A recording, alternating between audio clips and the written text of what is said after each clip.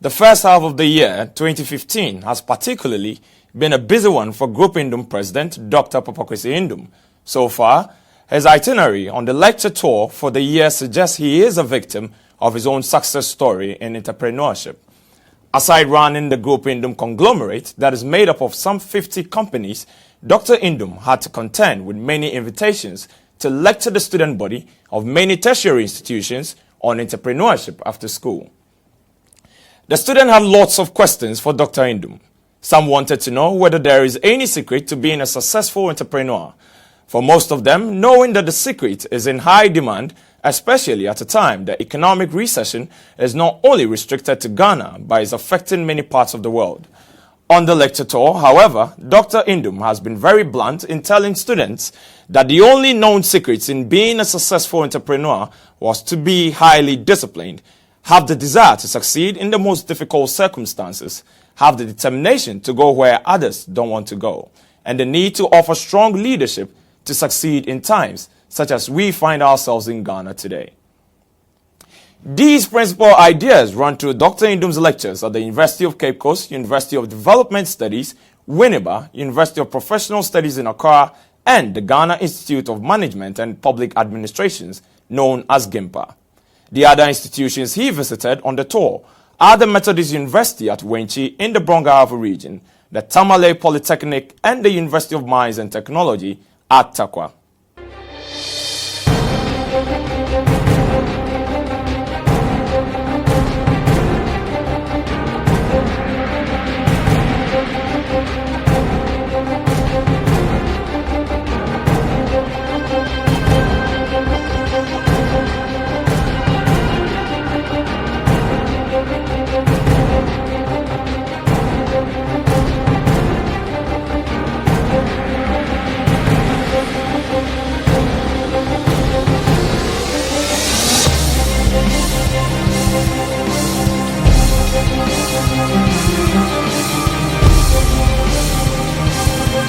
We have 1,000,001 ways that we can use to introduce this great man that I'm about to introduce to you.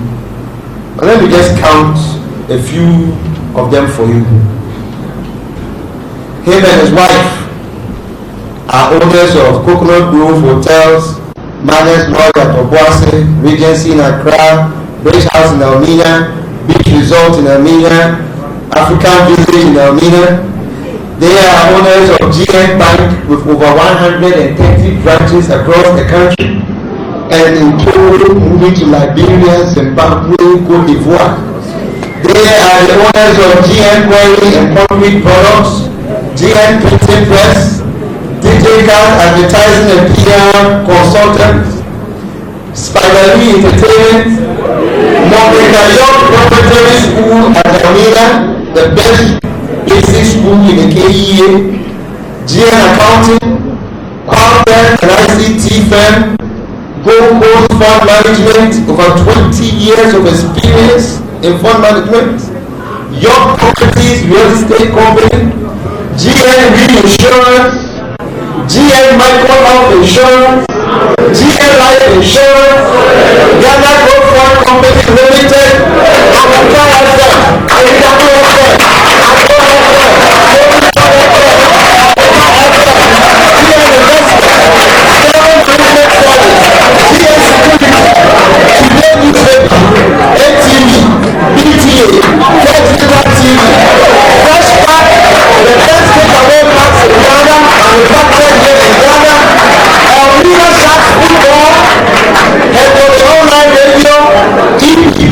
manufacturing company,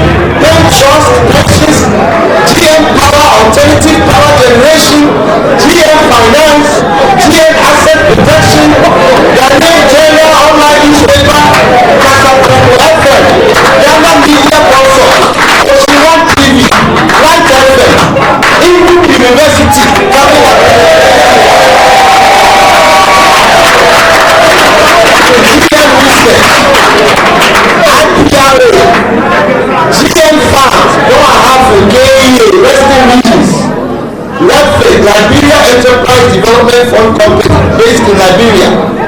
GN Foundation, a scholarship scheme that he has for people like you. And then soon to come, a specialist hospital that will deal with brain surgery and others in Ghana. Because one of his children is a neurosurgeon by profession. Brothers and sisters, ladies and gentlemen, without much ado, stand up and help me give up. Let me say that I do appreciate the invitation to be part of this session on entrepreneurship here at the University of Professional Studies. I am also here as a result of a self-imposed agenda to help groom the successors to my generation of Ghanaians, because every nation, every company needs to groom its successors. Otherwise, it either fades away, it doesn't succeed, it becomes impoverished, and so on and so forth. So I look upon you as my future successors. Whatever you take away from my contribution here, please also remember, as I usually say, that a lot can be accomplished if we don't care who takes the credit. And so, when we are talking about entrepreneurship, when we're talking about being successful, not just in business, but in life, there are a few things that you must remember, especially those of us here in Ghana. Because our Ghanaian society has shown that over the years, it has been hostile to entrepreneurs. Our people often celebrate office workers, especially those who work for foreign companies, more than our entrepreneurs. At various times, Ghanaian employers, business people, entrepreneurs have been called thieves. Some say they achieved wherever they are by selling cocaine and doing all manner of illegal things. Some have had their companies seized from them, confiscated, closed down. And a few of them, over the years, some of you may be too young to know, have lost their lives due to the suspicion that they had cheated consumers or the state. A number of them have been forced to join political parties as insurance against witch hunting. That has been our environment. You must know that. So I want to confirm to you that wealth creation in the private sector is a desirable, honorable thing to be encouraged, not punished. And that the public sector, particularly the civil service, ought to be thankful that there are people who would risk their capital, their time, to create companies that when they pay tax goes to fund their salaries.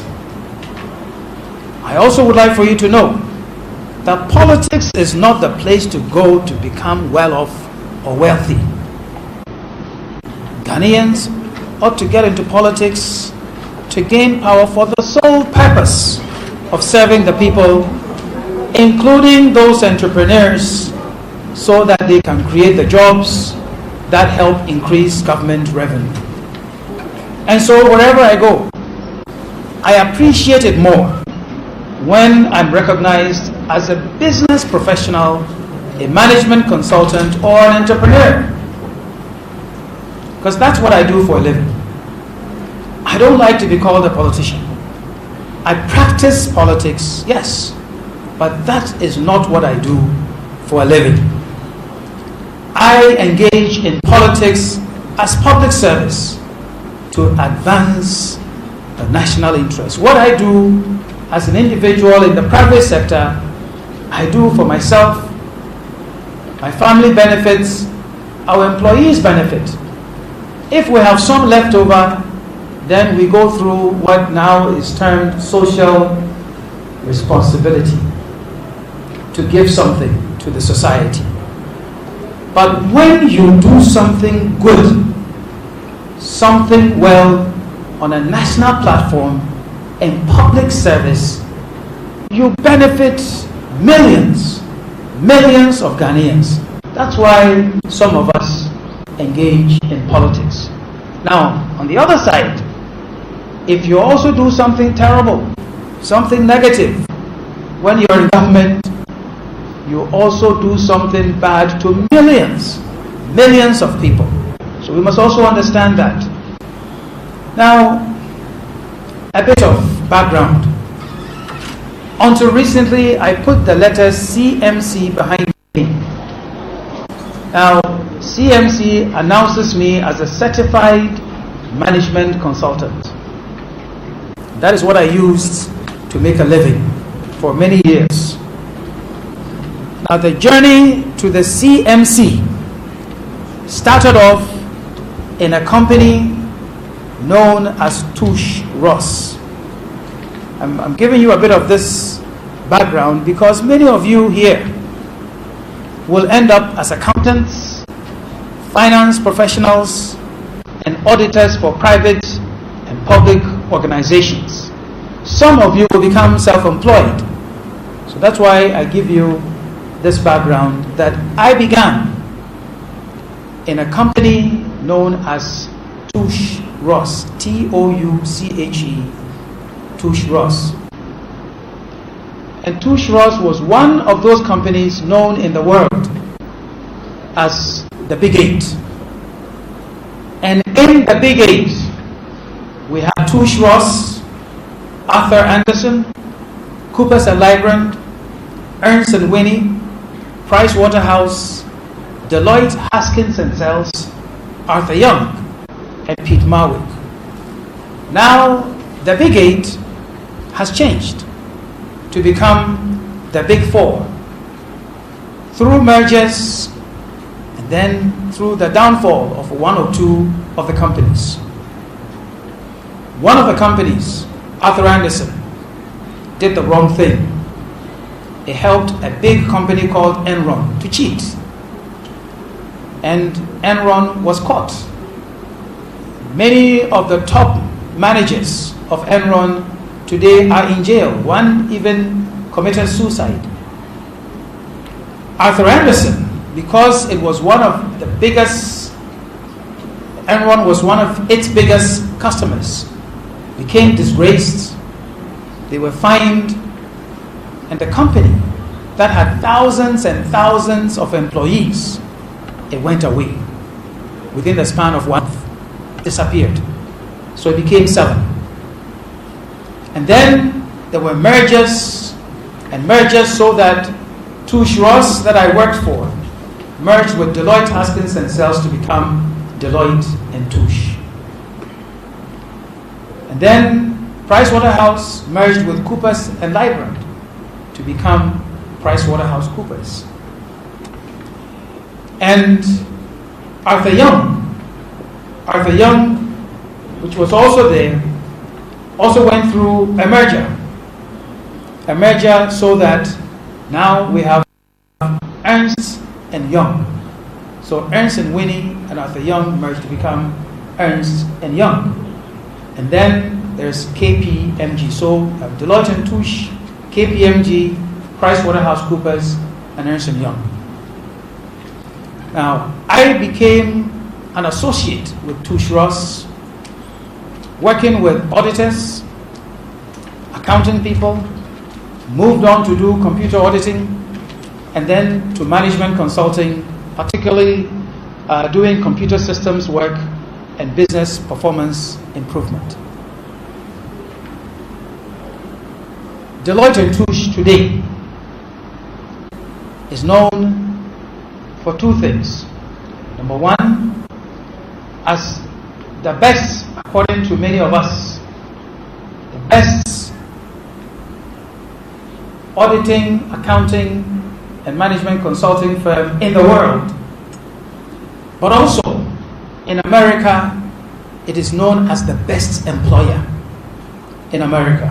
That's where I come from. Now, when also, so that you know, that from the very beginning of my professional career, I was taught a few lessons, and a few lessons that I have found forever useful. They have served me well during my journey to entrepreneurship. And note that I just said, use the word journey, because it was not an event, it was not something that lasted 1 or 2 years. I began the journey as a student who got a good education, a student who, while going to school, did part-time jobs, and then took my first job in 1975 with an insurance company, then joined Deloitte & Touche, which is a professional services firm, and rose to the highest level in Deloitte & Touche as a partner in the US firm before becoming an entrepreneur. So I want you to understand that I had a start from somewhere. I had grounding from somewhere. I worked to achieve something somewhere before I took the principles, I took the strength and everything else to go and become an entrepreneur. So it does pay. It pays to work somewhere so that you can learn and acquire some of the right things. And so I want to just take you through about 6 or 7 things very quickly. Number 1, shortcuts don't last. Shortcuts don't last. You take a shortcut, you might be missing something. You take a shortcut, you can arrive at some money very quickly. Money that you may not understand, and money that may not stay too long in your pocket because you didn't understand how it really got there. But shortcuts sometimes involve also doing the wrong things or associating with the wrong people and not using discipline to do what you need to do.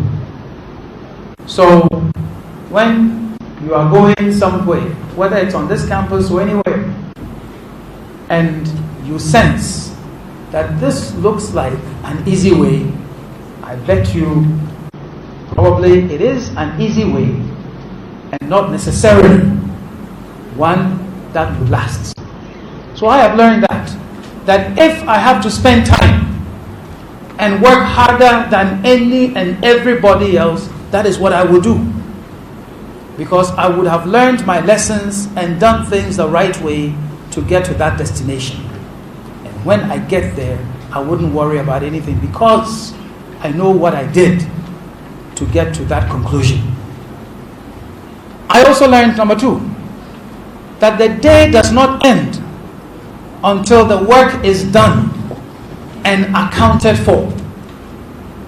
And if I had to do some reports, that I've done the reports. So if you go to banks, many banks, the successful ones, nobody goes home until they have counted all of their monies, they've checked, cross-checked to know that everything foots, everything is okay before they go home. So when they come back the next day, they can start working.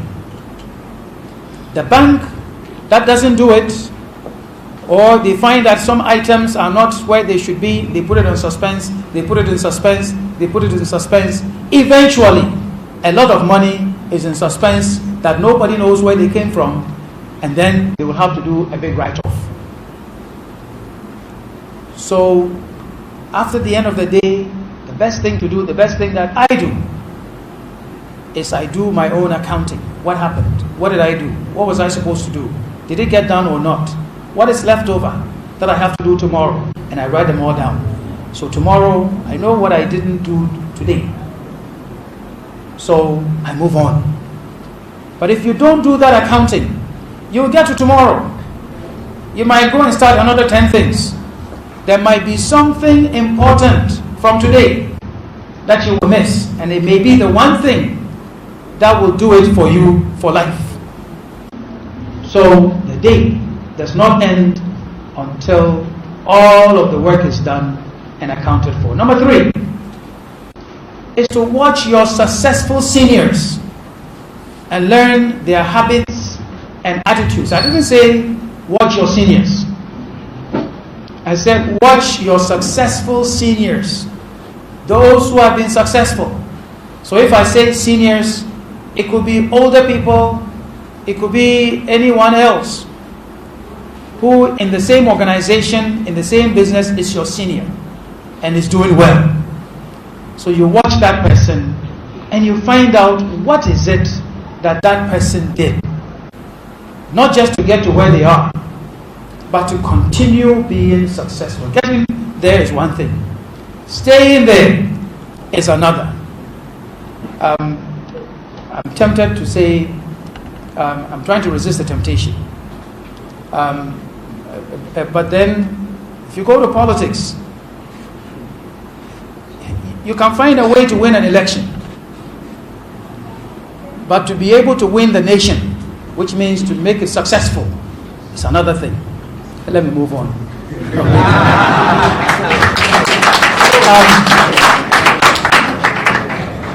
So you watch your seniors, their attitudes, what they are doing, you emulate their good example. And then number 4, a great career requires good health. Good health. If you're not healthy, you walk slow.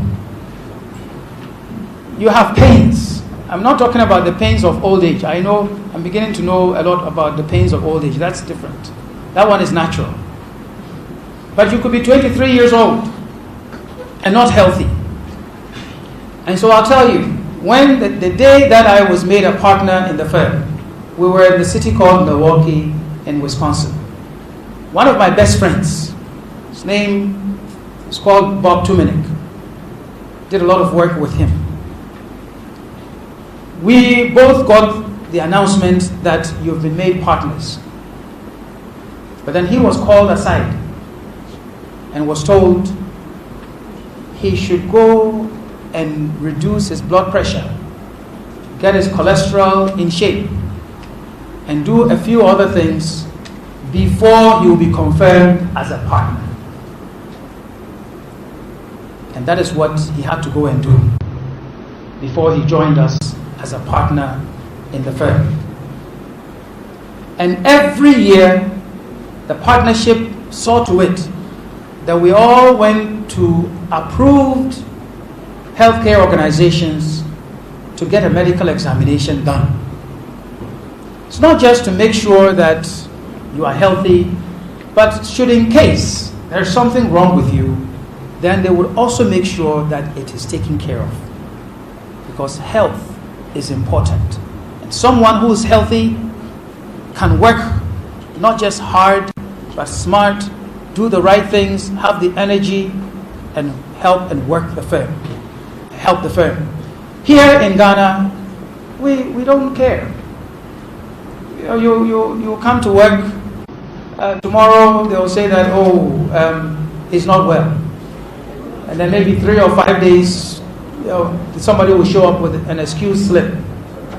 And all that we care about is that you've got a doctor's slip, and that's okay. So they say you are all right. How many businesses in Ghana insist that their employees, that their managers, they go through a health examination?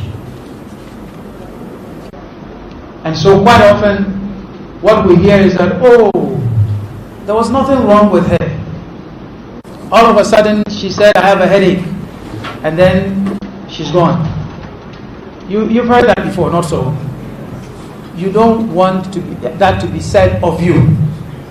So my point is, that's one of the lessons, that you take care of your health so that you can have the energy, the enthusiasm, and the life so you can achieve your objectives.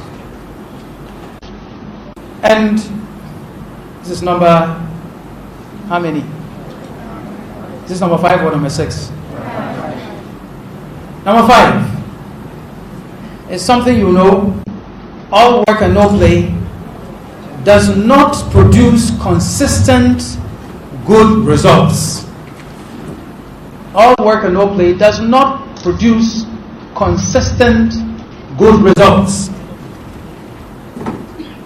That you could be working, you could be providing some good results, but then stress comes in, all manner of other things come in, and then you are not well, or you're not happy, so the results level goes down.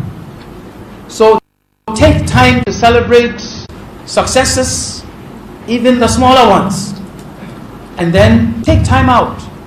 You know, here in Ghana, many people like to say, oh, as for me, I don't go on leave.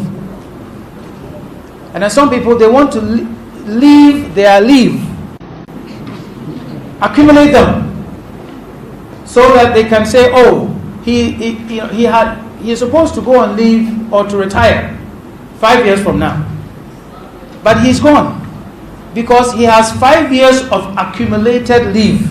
Can you imagine? 5 years of accumulated leave. I think they have said that about the man at the EC, the Electoral Commission, the Afrojan man. You haven't heard it? That he has. That's what I read. Maybe it's true. Maybe it's not true. I'm told that he has about 5 or so years of accumulated leave. That means the man has been sitting there every day, working. Maybe when there's a funeral, he will go. Or when there's something else, he will go. But he will not take time to go to his village and sit there quietly for 1 week, 2 weeks, or go to Boti Falls and take a look at the waterfall, or whatever the case might be. It's therapy. Go to Wachao, take a look at the hippos, at the hippo sanctuary there. Or go to Mali, or come to Elmina and take a look at the lagoon. Or maybe go and help the fishermen or something. Something different. Something different, so you refresh your soul, you refresh your spirits. It is very helpful. So, and I was taught that very early in my career. So, in the professional services firm that I was with, every so often, we were made to go on an outing. And I'll tell you a story. One day, me, Elmina born man, I'm with this company. And they're saying that, oh, this is our annual outing. Now, where is this annual outing? It's at a golf course. It's at a golf course. Now, I saw golf clubs, maybe 8 years back. I saw them. And we're supposed to go and play golf. Now, how do I go and play golf when I don't know how? But if I also don't go, everybody will go there and say, where is that man? Because in the firm, when I stood there, everybody knew who I was. Because I was the only black one. And I'm dark at that. So it's not as if you could be confused for some other person, or for a Syrian or Lebanese or something. I am as dark as they come. So if I'm not there, everybody knows I am not there. Some of you know night studies. You should come and see night golf practice. Night golf practice. So I did that. And so we all went. And then when we got there, I saw that there were some people even worse than I was. So I was laughing at some people. They had all come because it is something that the company does. at the end, some play tennis, some play golf. At the end of it, we all get together, have a nice dinner, and then they have a band to come and play. That's another experience. Now, if you are in Milwaukee, Wisconsin, and they say we are having an outing, and the partners are choosing who is coming to play. Now, in Wisconsin there, you're not going to get, at that time, it wouldn't be a James Brown or Isley Brothers or any of those kinds of people. Maybe you will get someone who plays music like Three Dog Night or some other, those kinds of people. I mean, the kind of music that white people find it easy to dance to. And you know how white people dance, not so. There's no rhythm.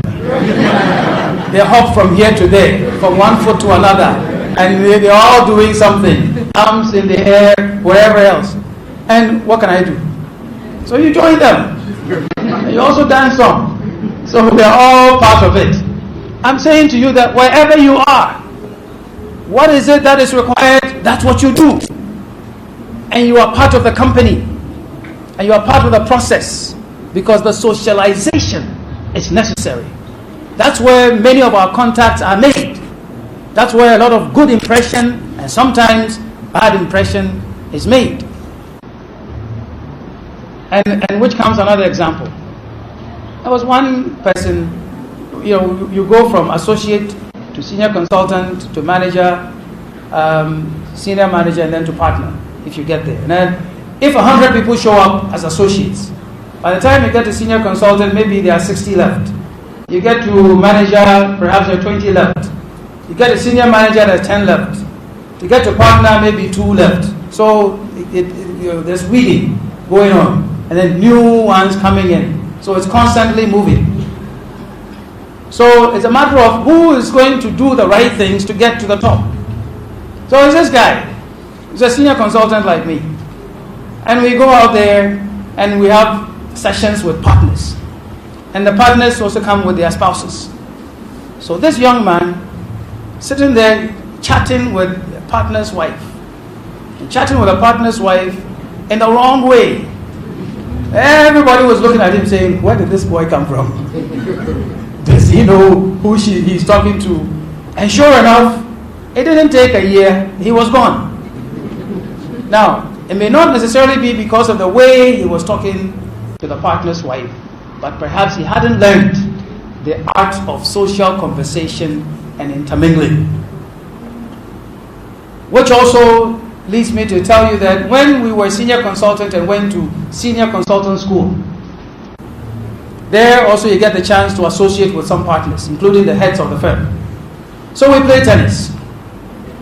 So we're playing doubles, me and another senior consultant, then the head of the entire firm, and then the head of consulting. We're playing doubles. As for me, the ball comes, I lob it gently across. The other man, he wants to show that he is powerful. So the ball comes, he smashes it. And we smash it left and right. So in 2 years, we went back to manager school. Then the head of consulting says, oh, come. Where is your friend? He too had dropped out. Again, not necessarily for smashing the ball, but not realizing how to behave in the companies of your seniors. You understand the point I'm trying to make? And also, now I'm on to which item? 6. Item number 6 says, discipline is everything. Discipline is everything. Discipline in the way you dress. Discipline in the way you walk. Discipline in the way you talk. Discipline in our financial companies. We tell people, you don't touch other people's money. You touch other people's money, we send you to the police, send you to wherever you need to go. You work at our hotels, we tell you. You strike somebody, you go home immediately. You steal a packet of sugar, you go home. Discipline is necessary. It includes discipline of how you smell. Now, if you walk in the room and everybody stops talking and they're all looking, you do that once, maybe it's an accident. But you do that twice, 3 times. It's a habit. The next time they will not invite you over. You won't come. So the discipline, it's discipline. How you get things done. And then the last one is you must always pay the government. Always pay the government, but stay away from the state as much as possible. Always pay the government. So if you have to pay tax, you better pay. Today is April 15th. Does it mean anything to you? No? In America, today is tax day. Tax day, income tax day. As we are speaking, some people are sweating with their tax accountant. They are preparing income tax returns. Individuals like you and I, companies, they're all doing it. At the end of today, President Barack Hussein Obama, he will put his income tax return to the public. They put on TV, radio, in the newspapers. It will show everywhere that he made an income. If he wrote a book some time ago, maybe they sold a few copies this past year, and the revenue will be there, and the tax that he paid will be there. They'll do the analysis, and what he owes, it will be there. And he will have to show that he wrote a check to go and pay what he owes. Everybody does that. When I was with Deloitte & Touche, I was taught that that is what you must do. But they didn't even give me the chance to decide whether to do it or not. The firm always made sure that one of its tax accountants did all of our income tax returns. So when I get back to my office after this, I expect to have received an email message from Deloitte & Touche Tax back in the US to say, sign this sheet, and then they will go and electronically file my income tax returns for 2014 in the US, because I still earn a little income here and there in the US. Because of that, here in Ghana, every year I make sure that I also file my income tax returns. It's become automatic. But I learned a hard lesson with that, because in a third world country like Ghana, when government doesn't like you, or government wants to get you, one of the first things it does is it looks to see whether you have paid your income tax or not. They know the law, but they don't tell you. But when they come after you, they will look there. So you always, if you have to pay for SNIT, you pay. If you have to pay pension, you pay. Whatever it is. But I'm also saying you stay away from the state as much as possible. Because where the state is, there are politicians. And some politicians are terrible. They are bad. I won't say any more about that. So those are lessons that I have learned. You use them, whether you're an employee or you start your own company, I believe it will serve you well. Now, I will go to my last part of my presentation. And I want to show you one example. We have about 50 enterprises that we are managing in Ghana, Togo, Liberia, and the US. And then we have some other companies that we don't manage. We have invested in, but don't manage. And so I want to give you just one example of a company that we didn't start. Nanofori came and he told you about Coconut Grove Hotels. There's GN Bank, that we are proud of all of them. Gold Coast Fund Management. And for those young people, you know about Spider Lee Entertainment. You may not have known that it was part of our network, but it's an important part of our network. And soon Spider Lee will bring some exciting, in Ghana you say artists, not so. We'll find some exciting artists. When they say spiderly, they say life is tasty. And life is tasty like now you know. In 2013, a company called Wilsat Support Limited, WSL, a company in Takoradi, they joined with GGFC. That is the company that Mr. Kwame Asomeni manages, the private equity firm. They came to GGFC, and GGFC accepted that it would invest in that company.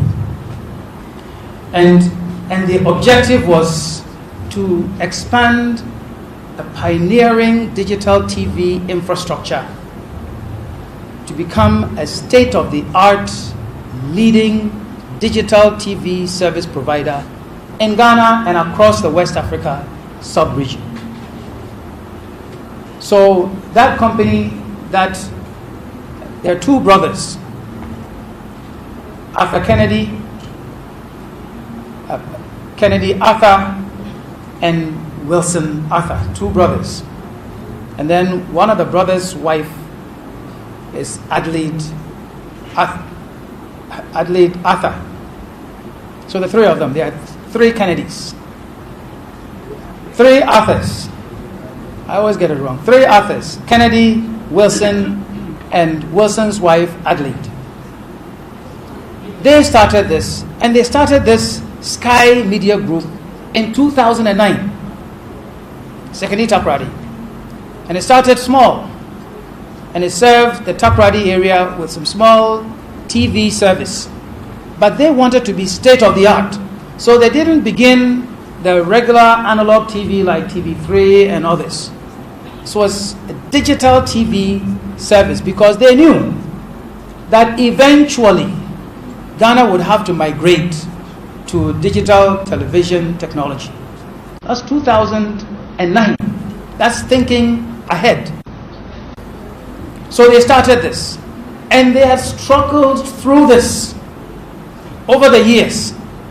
But over the years, from Sekeni Takoradi, they added Koforidua, they added Cape Coast, they added Accra, and so on and so forth. But they struggled with it because technology costs a lot of money.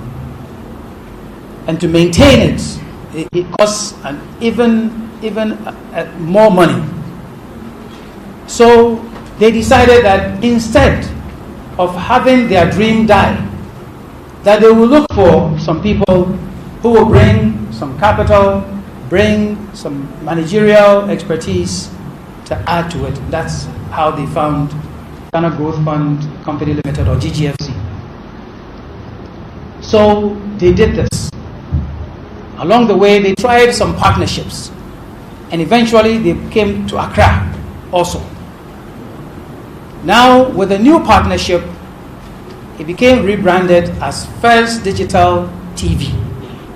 So when you see First Digital TV, it is the result of a family that had decided to get into technology, start somewhere, refused to let their dream die.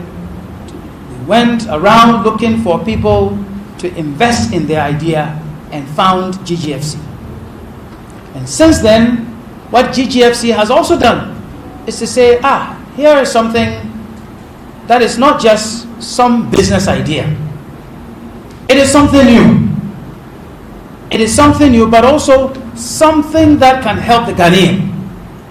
And so if you look at the tagline, when you see First Digital TV, they say, for the Ghanaian in you.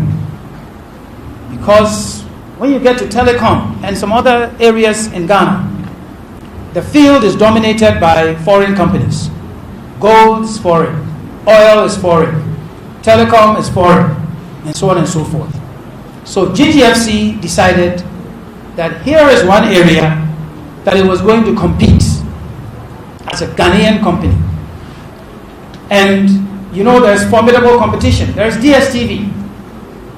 And DSTV's twin is GoTV. They are there. But they have decided that they will compete and demonstrate to Ghanaians that indeed the Ghanaian can also be innovative, work with technology, and make it succeed. And from 2013, now we are in 2015, they have achieved quite a lot, and in the process brought on board a number of other content producers. So ATV is there because of First Digital TV, BTA is there, there's Faith TV. Now you go on the bouquet, you'll find a number of other people who have decided to come and reside on that platform. And so we stand here today also to say that come the end of August, at the latest end of September, you will not just see First Digital TV around here in these 4 regions. That if you go to WA, you should be able to find First Digital TV, or to Tamale, or to Bonga, or to Sunyani, or to Kenyasi, or Tapa, or any one of those areas, so that it would become a true digital platform that is national, that is state-of-the-art, but also one that you can see clear, sharp signals that offers opportunity for Ghanaians. So it is that one that I am presenting to you to take a look at. And what has it done? And for me, what are the lessons that you can gain from it? Number one is that there were some people who started this. They didn't give up. They didn't say that no matter what difficulty we are facing, we are going to die with it if it doesn't work. That they went looking for someone and it's working. And what they have gained also in return, if you now go to the First Digital TV bouquet, you will see Star TV. Star TV is completely owned by the Arthur brothers. And they are concentrating on that to develop good content, particularly good content from the Western region, and then global content. What this investment has also done is that it is paying dividend to Ghanaian content providers. So there are some of you that may see certain shows that you used to see in the past. What is that show that has this man Achro in it? What is the show called? It's not Obra. Achro.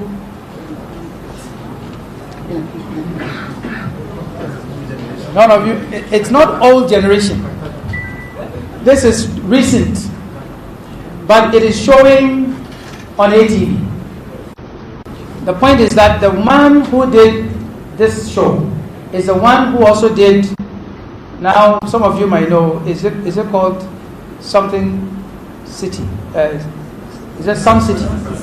The man who did Sun City also did this one that I'm talking about. Okay, so now this man has been given new life. So they are showing his old shows, they are paying him for it, and he's committing to produce new ones for the platform. In the same way, those from the older days who know Obra, the show called Obra, now on Wednesdays like tonight, 7 to 9 o'clock, there's Obra Classic. And Obra Classic is taking the old analog material, digitizing them. They're showing the old shows, and then the old actors and actresses like Mame Dokuno and so on, so forth. They are coming to the studio now to talk about the moral behind the old shows and the relevance, and they are being paid. So all I'm saying is that because the Sky TV people, the Arthur brothers started this, got investment, turned it into First Digital TV, now there are many others who are earning a living. If now compare that to the competition, DSTV. Who is DSTV paying or GoTV paying as Ghanaian content providers? None. None. And I hope you see the difference. Do you understand the difference I'm trying to make? Maybe you don't get it. All I am saying is that because it's a platform invested in by Ghanaians with the determination that it will help Ghanaians, it is encouraging Ghanaian content producers to come and be put on the platform, and they are making a living. And that many more will also make a living because of it. My last point on this matter is that what we are looking to do is that in the future, because of this investment, we're not just looking for television. We are looking for, in a few years, through the same technology, to bundle TV, radio, telephone, home security, all in one. Because as I'm sitting here, if I have an apartment in Washington, D.C., there is a technology for me at night to turn on the lights and in the morning to turn the lights off. That I can sit in Elmina and lock my doors and unlock the door using the same and similar technology as we're using for digital television. That's where we're going. And that is what we need to invest in. And then the last step in this is to make sure, just as we will begin next year, to offload the shares in many of our companies onto the stock exchange, so that what we have developed, then other people too can be a part of the story. So beginning next year, GN Bank will be first on the Ghana Stock Exchange. And then from then going, other ones of our companies will get there. Now, what have I told you? My mother was a teacher, my father was a teacher. So a teacher doesn't leave the stage until he has tried or she has tried to find out if you've been following what I've been talking about. I started off simply to let you know that the private sector environment is not an easy place to be. If you're dreaming of becoming an entrepreneur and so on and so forth, you must know that this environment has been hostile to people who have been in business. So if you've been forewarned, then you know how to behave, that you must behave well, just in case someone decides that they don't like you, then you know how to protect yourself. I've also given you some points to remember. There was one thing that I said, whatever you take away from this presentation, you must also remember. Does anybody know what is it that I said? I said a lot can be accomplished if we don't care who takes credit. And then I gave you how many points? 7 points that I have learned, and they have served me well. And if you also use them, you will also find some benefit in your lives, in your businesses, in employment. And we talked about Sky Digital TV. I told you it was something started by a family. 2 brothers, 1 spouse. They started this. Sakanita Pradi started small. Decided to be innovative. Go to where the future is, digital television, and tried it. They had problems. They didn't decide to let their dream die with them. They went somewhere to look for help. And now what they started, Sky Digital TV, has become First Digital TV. They are still in business and working. And because of their actions, now we have a Ghanaian company that is ready to compete with those with even bigger resources who have come from the outside. And as a result of it, it's creating jobs for Ghanaians and putting monies in the pockets of Ghanaians. Thank you very much for your attention.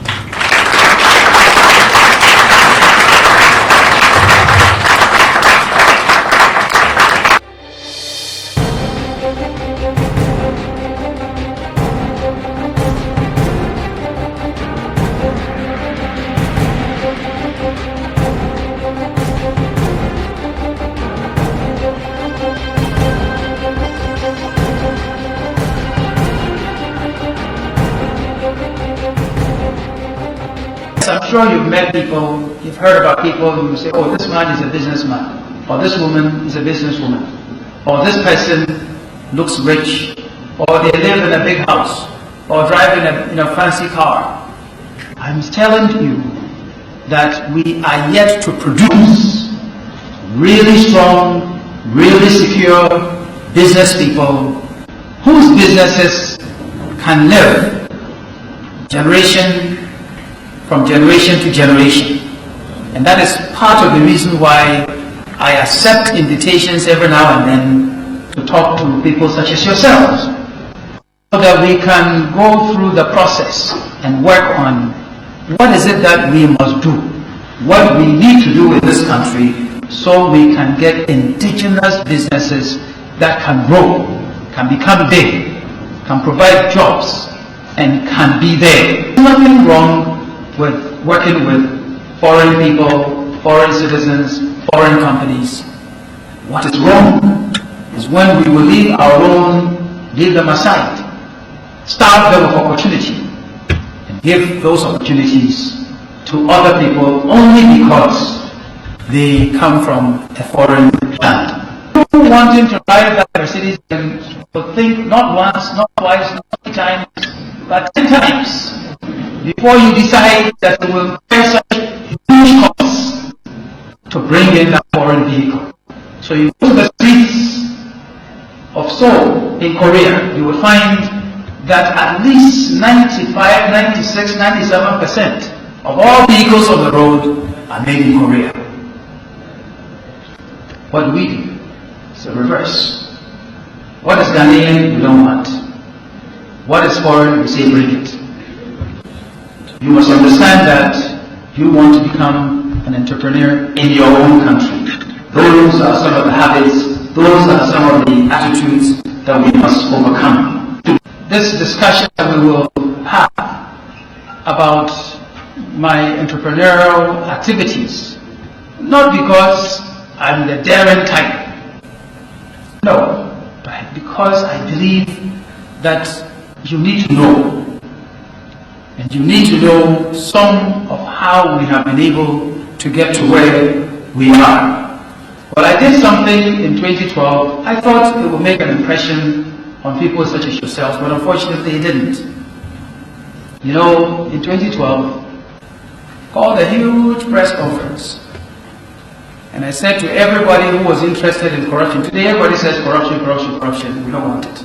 Well, I said, those of us who want to lead, we must take a personal position on the matter of corruption. So we called all the media. Said today, here, displayed on the table, are all my income tax returns from the 1980s, when I was in the US, to the time that I've been in Ghana. All of the income tax returns displayed on the table. If anybody wants to take a look, there they are. I put my medical records on the table. Anybody wants to take a look at them. Everybody who has been an MP, who has been a Minister of State, has to file an assets declaration form at the Auditor General. So I took all the ones that I had filed as a Minister of State, as an MP, I put them on the table.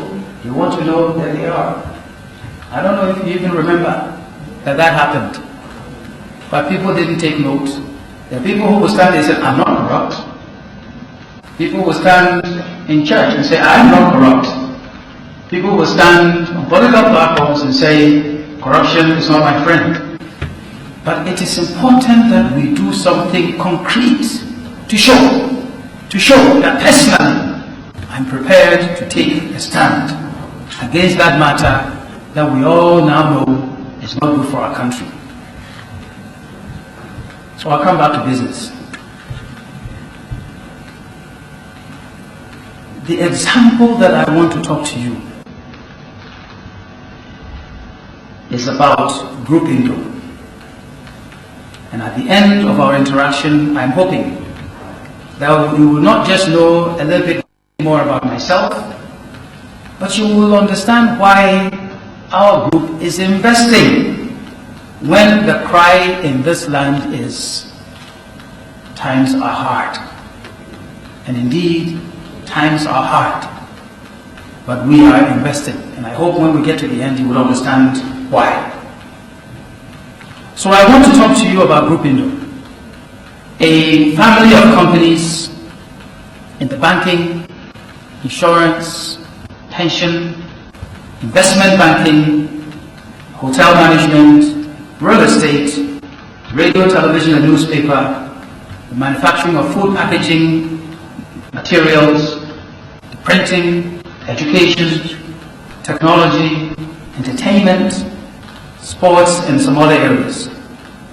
In all, we are running about 50 companies and investments here in Ghana, and one or two in Liberia, in Togo, and in the US.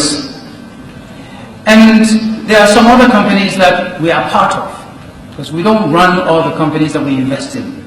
So there are some other companies that we have invested in, but that we do not manage. Some of the companies you are familiar with. GN Bank, some of you know. If you don't know GN Bank, you should get to know. By the end of this year, you will not go anywhere in Ghana and not see GN Bank.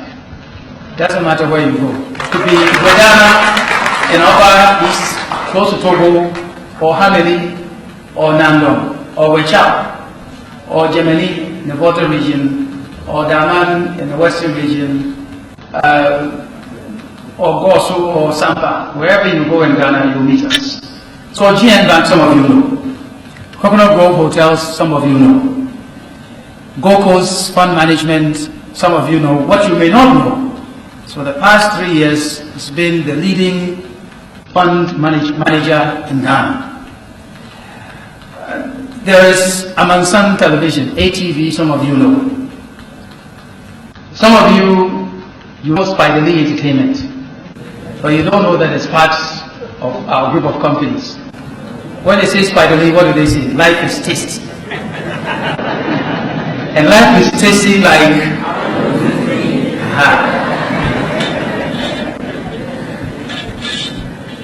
But you also don't know there's a mighty, strong, part of our group called the Fearsome Elmina Sharks. It's a football team. Somebody saying, yes. Soon you will know us. Those of you supporting Kotoko, maybe next year you will see us playing Kotoko, or Hearts of Hope, or some other ones. So those are some of the things that you might know. But in our group of companies, before we start any significant interaction, we begin with some spiritual guidance. And so that's where we are going to begin this afternoon. 2 Timothy from 1 to 7. Or 2 Timothy 1 verse 7. What does this say? It says, "For the Spirit God gave us does not make us timid, but gives us power, love, and self-discipline."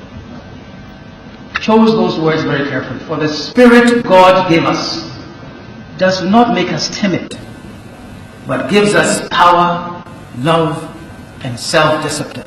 Even if times are hard, that there are difficult times, we have a belief. We have a belief in our abilities. We have a belief in our willingness to work hard to overcome challenges. And it is that spirit that also gives us the self-discipline. The discipline to say, if we make 10 Ghana cedis. Let's not go and spend all the 10 Ghana cedis. Let's put some of it aside for a rainy day. But let's reinvest a lot of that money. Because when times are hard, those are the times that you invest. And I've said to many audiences all over this country that it is when you are facing difficulties, that is when you put on your fine clothes. You make sure you're smelling nice. You shine your shoes. You go and visit your banker, or you go and visit somebody, you go and visit your customer, so that they can see that even if there is difficulty, you are prepared. You are ready to work. So Groupe Nduom, times are hard, yes, but we have shined our shoes. We are preparing. So when better times come, we will be there ready. Ready to work, ready to trade, ready to manufacture, and ready to meet whatever it is that comes in this country. That is my second point to you. Is that when times are hard, that is when you must look at how best to prepare yourself to enter the market, to invest, and to do the right things. Then we have another quotation from Jeremiah. Jeremiah 29, verse 11. And that says, "For I know the plans I have for you, declares the Lord. Plans to prosper you and not to harm you. Plans to give you hope and a future." Faith is something that any business person, any entrepreneur must carry with him or with her. Because life comes with challenges. Sometimes the challenges seem beyond this world, and you need something else to rely on. And we believe that God has given us, He has put there some plans that will prosper us. And so we keep working. Now, as a family of companies in multiple industries, there are some things that we begin to do right from the start of any of our enterprises. And they come with certain common values that we've also developed over the years. Now, when we started our businesses, we didn't write all these things down. That we're going to begin, and point 1 would be this, point 2 would be that. But over a 25-year period, we've sat down and realized that these are some of the things that have guided us. And I want to go through a few of them with you. If there are difficult times, we'll put the difficulties on the table. We won't sweep them under the table, we'll put them there. And we'll work hard until we solve them. Because integrity is important. Because after all, you know that all of us, in the end, what is the one thing that remains? It is your name, it's your reputation. It's not your money, it's not your houses, it's not anything else. It is what people say about you. That is what matters in the end, it's your reputation. And of course, we want to make sound business investments. So if somebody brings us an idea that it sounds good, well, we will listen. But we'll subject it to some rigorous analysis to find out, is this thing really worth it or not? Sometimes some people come and say, well, sir, we have this thing here. If you do it this way, we do it that way, today we can make 1 million Ghana cedis. So we take a look at it and say, will it continue to make us 1 million cedis tomorrow? The next year? The year after that? If it is a short-term thing, we don't want to do it. We want to take a long-term view of success. What I'm saying to you is, now in business school they call, some people call it patient investors. We're not always that patient, but we try to be as patient as possible so that we can make sound investments, an investment that will prove their worth over the long term. But also, part of our value is that we must share success with our employees and the communities in which we work. So one of our goals is to be known as a best employer. As a best employer. And a best employer is not just about giving you high pay or huge pay. It's a best employer that also cares about other matters to do with you as a human being. And so from the very beginning, more than 25 years ago, first companies we started in Ghana said everybody must have a pension, aside from SNIT.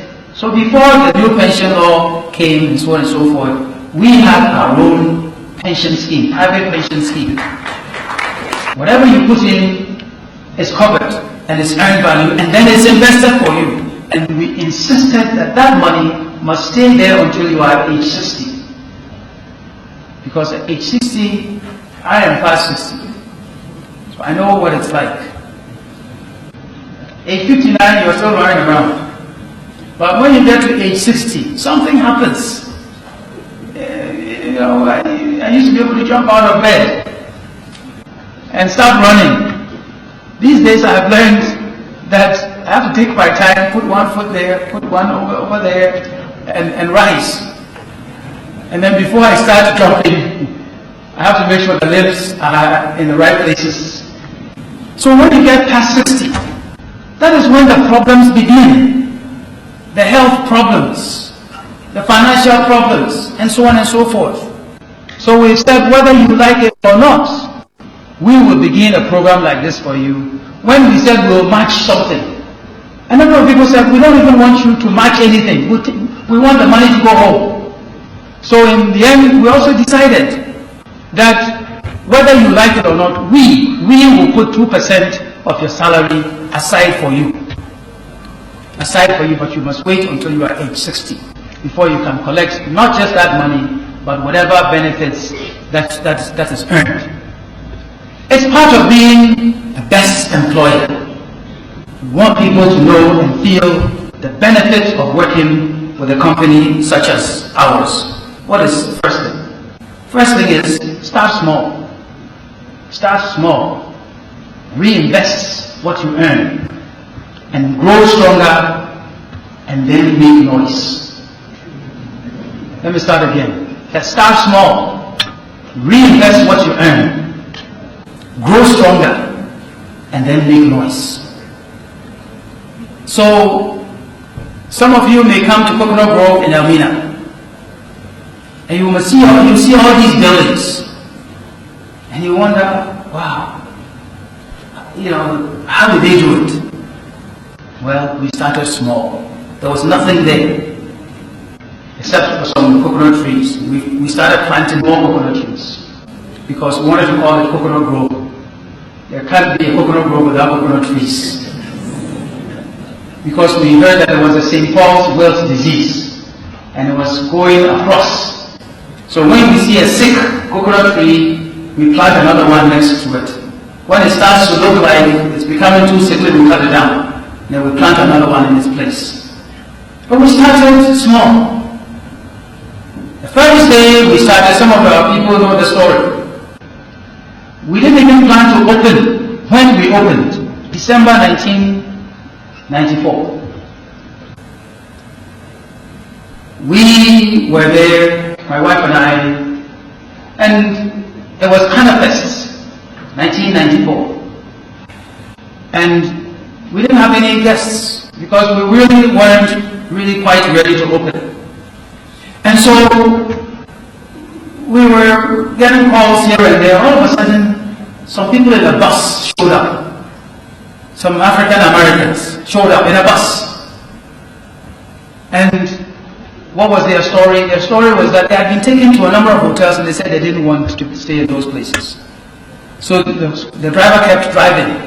And somehow somebody said somebody is developing a hotel in that village there. So they came. And as soon as they came, the only thing they saw was the beach, the ocean, and coconut trees.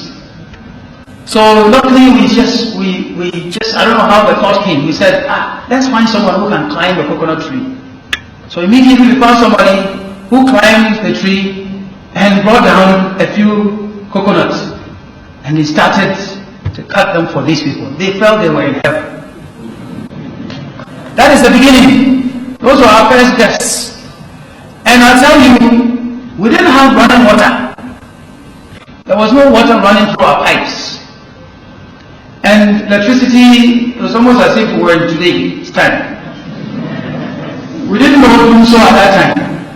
We just knew that it came sometimes and then it went away some other time. We sent some people around to fetch water. We put them in front of each room. I think we had about 12 or 13 rooms at that time. So that's what we did. And then my wife was in the kitchen. I went and found my sister, a cousin, a niece, and some other people. They all came and they helped to take care of these people until they left. Some of them have been clients of ours from that time up until now. You want to get into business, get into something that motivates you so much that you will spend time to make your customers happy. That's my lesson number 3, or is it 4? Those of you who are counting. The next point that I want to make to you, I hope we are communicating. Okay. We like to go where other people don't want to go. We like to go where others don't want to go.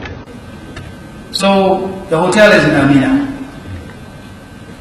So today GN Bank is in Nando. The other people, they stop at Wa. We decide to go to Nando. But the people in Nando, they too, they have little money here and there. Somebody has to collect their money. Someone has to give them a safe place to put their money. Before you make payroll, you pay Ghana Revenue Authority. You pay SNIT. Then we figure out how we pay our employees. The worst person in the world that you want as an enemy is the tax collector. And in countries like this, you have to be aware of which environment you are working in. In countries like this, we Africans, when government doesn't like you, for whatever reason, and the government wants to come after you, the first place they go is where? Tax. You will bring 100 Ghana cedis revenue. You will make profit 20 Ghana cedis. We all agree. And as a result, we say, okay, because of that, we'll pay you 2 Ghana cedis for the year. Everybody agrees, they sign. At the end of the year, they will come and look at you. Oh, but it's Christmas. Something small. And they tell you, we want a bonus. You are business school people, not so. Bonus. What does bonus mean? Bonus. Anyone? A bonus is what? I tell our people that if we pay 2 Ghana cedis and we said bring 100 Ghana cedis revenue, you brought 100. We said profit 20 Ghana, you bring us 20 Ghana. What have you done? You've earned your pay. Not so. But if we said 100, you bring 80. 20, you bring 2. What have you done? Have you earned your pay? You haven't earned your pay. So why should you come and look at me at the end of the year and smile? That oh said, you know it's Christmas. Brilliant. Everybody is getting something. Me too, I have to get some. We keep talking, but whether it works or not, you have to keep talking about it. Some might learn the lesson. Maybe at the end of this year, some of the people who are smiling at me here, at the end of this year, they will realize that we are serious about this. So it's important. It is important. And I'll just mention one more thing on this topic. Now I'll move on. We tell our people, other people's money. Don't touch other people's money. If you touch other people's money, what is it called? What is it called? Stealing. You are hesitating. If somebody is an investment banking firm, somebody gives you hard-earned money, 100 Ghana cedis, invest it for me. and you give me 110 at the end of 3 months. But then you don't invest the money. What have you done? You've stolen his money, because he will come for his 110. Or somebody comes to GN Bank, they give you 10 Ghana cedis. That someday I will come for my money, but you promised me 9% interest. So add that. And you look left and right, nobody is coming. So you put 2 Ghana cedis under your chair. What have you done? You have stolen money. What should we do with people who steal money? Don't we think we are being compassionate? We think we are being good people. We think we are being nice people. Well, it doesn't work. You steal, you go. And in the hotel business, you go in the arena, you go there, you steal sugar, you steal tea, you steal fish. They catch you, it's instant dismissal. And I'll tell you the same story we tell everybody. When my father was alive, I would drive home to Arena. First thing that he would say to me is, as for you, what's good to me and Zen? So every little thing that of him, when he had to write, he thought that he couldn't understand why every time somebody was being sent home. So he said, okay, I have to protect my reputation. So it's important. It is important. But I want to bring you one last matter of stealing. I have a friend who came from the US, also around the same time we came back to work. He went into communications. He did telephone installation and did things related to that. So we knew him, so we gave him business. So he was in business. So one day I met him. And I said, oh, your man was just here with us. We started a new office. And so some things. So he said, which man? He said, but you haven't done any business with me for a long time. And I said, why? He said, no. So I mentioned the guy, and he said, oh, he left a long time ago. Well, what had happened is, these people, they knew he knew us. They worked with him. They learned where he would order the things from. So they ordered the things for themselves. They went after his clients, including us, and took the business away from him. So in the end, he didn't have any clients. What had they done to him? They had stolen his business. They have stolen his business. So if you think you go and start a business doing that, my friend, think twice. Because those things, they tend to come around. Because you don't know what he did to get his business started, you might not know what it would take to hold your own business. It's important. It's important. That's why we start with spiritual guidance. We're getting to the end. For nearly 25 years now, we have been here. And it has been a difficult thing for us to be where we are. And when people get to know that we have these businesses, they assume that we have money. So it says, hey, I don't know Papa wants to go. You come and ask our accountant. Because what we get, we put it back in the business. And so I tell the very first people, I don't know any one of you who has been to the GN Bank. It used to be First National, near the Ghana Immigration. There used to be a First National there. There's way back there somewhere. That house was a boys' quarters. So we took the boys' quarters and converted it using Coconut Grove employees. Converted it to become our first branch. But that first branch was also our headquarters. So the general manager, the head of finance, everybody, that was one branch, everything was there. That's where we started from. And we started working, trying to put some of these things into everybody. So when we get a little bit of money, we ask, where do we want to go next? Kaswa. Let's go around and look for a place to rent. Or let's go around and look for some land to buy somewhere. That is how we've done it. It isn't because we have some rich uncle, some rich somebody. Those of you who don't know, I'm proud to say my father was a teacher, my mother was a teacher. My father, Roman Catholic, primary school. When I went to class 1, my father was the head teacher there. And there were privileges, because now these days when I go to the school, and I go to the back of the school building, and I look at the way they are playing soccer. Say, this is where we play soccer. Stones. There are stones there. And most of the time we weren't wearing shoes. If you were giving good shoes, you took off the good shoes, you put it there, so you don't want to mess up. And we go and play, say, hey, so we played as children here. So, head teacher's son, I will go to the office and bring the ball. I'll bring the ball. So we'll split sides.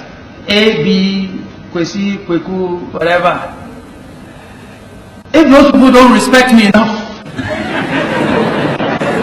that they will score too many goals, and not even stop there, but start insulting, I catch my ball. Back to the head teacher's office. So I have some privileges. But the teacher's life, the teacher's son, one teacher is tough. But two teachers, hey. Two teachers in Catholic school. My father was in boys' school, my mother, girls' school. Thankfully, they moved my mother from the girls' school, Catholic girls' school, to the local council school. So there was some space for me to maneuver between the two of them. So at least I could say that I was on my way from the Catholic school to the local council school. There was a place called G's Yard. And G's Yard, that's where you watch cine. But G's Yard is also when Jaguar Jokers come to town. You know Jaguar Jokers? Oh, Jaguar Jokers, concert party. Oh, you don't know? Concert party, they come in the afternoon, they are in the front row, they're playing their music, advertising in town. At night, that's where they are. They start with the comedies. Then the Jaguar Jokers, the Jokers will come and do their thing before the play. And so, we'll sneak in. You should come and see teacher running after his son. So they will mention my name from east. And so I know they are coming from east side. So I'll run to west. And then somebody will say, then I'll move to north. Somehow, if I manage to scale the wall, I'll get home and they will know that I wasn't home before they left. But I always had an ally, my grandmother, because my grandmother also lived the other side of town. So if I got enough intelligence to know that they didn't go there, then I'll tell them, I was at my grandmother's house. All I'm saying is that teachers' life is tough. They will save pennies. They don't want to spend too much money because it wasn't much money in the first place. They want you to study. But I'm thankful for that because it gave me a good habit. What I'm saying is that where you begin does not matter. Some people start, we went to school, went to St. Augustine's. There are people who came in cars. There are people from Accra. At that time, state transport was wonderful. So they organized themselves in these nice, big, comfortable state transport vehicles. They'll come to school. There were other people who come in a Mercedes-Benz. I had a friend of mine. He's still one of my best friends. He came to school with a Volkswagen. Now let me make sure you understand me. He came to school with a Volkswagen, not to drop him and go back home. The car stayed. The car stayed on campus. So when in the weekends you are trying to wash things, somebody will come on Friday and collect his things. And then Sunday they'll bring them freshly ironed. They were there. Then the people from Elmina, we will also organize transport. Yes. Some of it in the front will say, Father, forgive them. Some in the front will say, at last. So we will also organize transport. But we didn't want the transport to enter the gates. I was saying, we're here. So we'll be like everybody else who came in a taxi or something in front of the gates. And then we get these so-called booty boys. They'll carry your thing. We'll also walk, nicely behind them. We'll be the same as everybody. It doesn't matter where you begin. If we even know here. So it is important that you suffer, you sacrifice, but you stay focused. And that is how you make it. And so what I'm hoping that we have done this afternoon is you have learned a little bit about me, but most importantly, you've learned just a little bit more about what it takes to start, not just life, but if you want to become an entrepreneur, if you want to become a businessman or woman. And I often hear people advising you that don't wait for someone to give you a job. Go and start a business. Wrong advice. Absolutely wrong advice. I was an employee, a very proud one. Very proud one. Northwestern Mutual Life. My first job, December 1975. My first job. From then, I worked for Blue Cross Blue Shield of Wisconsin. From there, I worked for Milwaukee Metropolitan Sewerage District. Before I joined Touche, Rosler became Deloitte and Touche. And I worked, and I have good memories, fond memories of my employers, my managers, because they taught me valuable lessons. And those lessons, they are the ones that have helped me to become a good business person. What if I didn't have that? So there's value in working for somebody else and doing it well. Doing it well. Because you learn skills that you can apply to your own enterprise someday. What we should do in this country is to make sure that those who have businesses going, we help them expand, we let them grow, so they can employ more people, so everybody can have some good experience, so that when some opportunity comes, they can take some of that experience and go and start something of their own.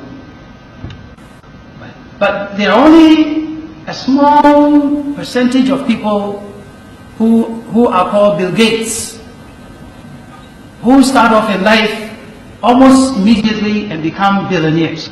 But if you ask Bill Gates, he will tell you he used to sell newspapers. He learned something from there. So it is important you learn something from somewhere and build upon it. And build upon it. So it's very necessary.